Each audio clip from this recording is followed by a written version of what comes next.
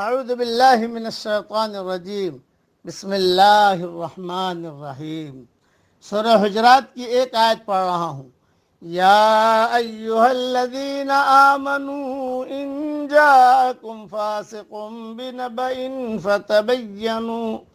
فتبینوا ان تصیبوا قوما بجہالہ فتصبحوا علی ما فعلتم نادمین۔ اے مسلمانوں، اگر تمہیں کوئی فاسق خبر دے تو تم اس کی اچھی طرح تحقیق کر لیا کرو، ایسا نہ ہو کہ نادانی میں کسی قوم کو ایذا پہنچا دو پھر اپنے کیے پر پشیمانی اٹھاؤ۔ یہ سورہ حجرات کی آیت ہے، اور اس میں سورہ حجرات میں اللہ جل جلالہ عما نوالہ نے کچھ اصول بیان کیے ہیں کہ معاشرہ کیسے خوشگوار بنتا ہے، اس میں سورہ حجرات کی تعلیم ہے۔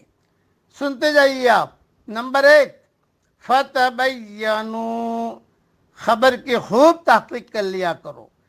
نمبر 2، فاصلحوا، مسلمانوں کے درمیان صلح کراؤ۔ نمبر 3، واقسطوا، انصاف سے کام لیا کرو۔ نمبر 4، لا یسخر، ایک دوسرے کا مذاق نہ اڑایا کرو۔ نمبر 5، ولا تلمزوا، ایک دوسرے کو طعنے نہ دیا کرو۔ نمبر 6، ولا تنابزوا بالالقاب، ایک دوسرے کو برے القاب سے نہ پکارو۔ نمبر 7، لا یغتب، ایک دوسرے کی غیبت نہ کرو۔ نمبر 8، لا تجسسوا، کسی کے ٹوہ میں نہ لگو۔ اور نمبر 9، اجتنبوا کثیرا من الظن، بدگمانیوں سے بچو۔ بس یہ 9 چیزیں ہیں سورہ حجرات میں، جو میں نے اس کی مختصر تفصیل بیان کر دی۔ اس لیے یہ چیزیں جن چیزوں کو منع کیا اس سے رکنا ہے، جو جس کرنے کا کہا اسے کرنا ہے۔ یہ بہت اہم مضمون ہے سورہ حجرات کا۔ ایک ہی صورت کے اندر اللہ جل جلالہ عما نوالہ نے یہ مضمون بیان کیا ہے۔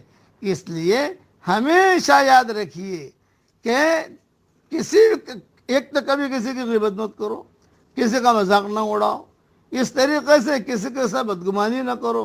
ایک آدمی کسی شخص کے بارے میں بدگمان ہو جاتا ہے تو اس کی ہر بات اس کو غلط معلوم ہونے لگتی ہے، اس کے بارے میں اس کا ذہن منفی رخ پر چل پڑتا ہے، اس کو خوبیوں سے زیادہ وہ اس کے عیوب تلاش کرنے لگتا ہے، اس کی برائیوں کو بیان کر کے اسے بے عزت کرنا اس کا محبوب مشغلہ بن جاتا ہے۔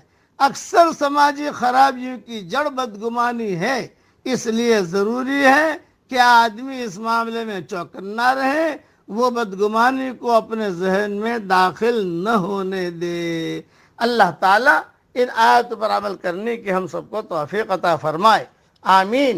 وآخر دعوانا ان الحمدللہ رب العالمین۔